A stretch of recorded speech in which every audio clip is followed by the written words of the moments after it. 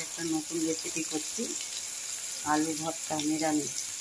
তার জন্য আমি সরষের তেল ফ্রাই প্যানে দিয়ে একটা টমেটো কুচিয়ে তেলের মধ্যে দিয়ে দিয়েছি। আমাদের এর মধ্যে একটু কারি পাতা দিয়ে দিচ্ছি।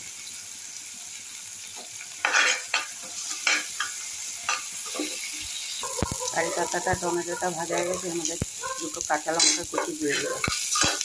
এর মধ্যে একটু ধনে পাতা দিয়ে দিলাম। এর মধ্যে এক চামচ চিনি দিয়ে দিলাম। এর মধ্যে একটু পরিমাণ মতো নুন দিয়ে দিলাম।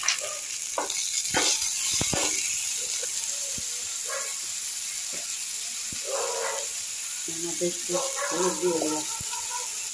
সব উপকরণগুলো আমার ভাজা হয়ে গেছে। এর মধ্যে এখন আমি ম্যাশ করা আলু দিব।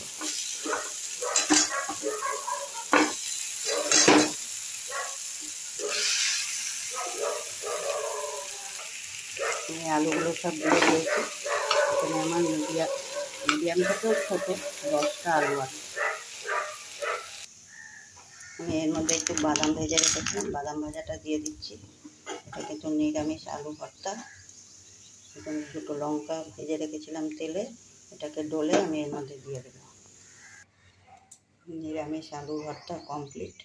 এটা গরম গরম ভাত দিয়ে খেতে হেভি লাগবে।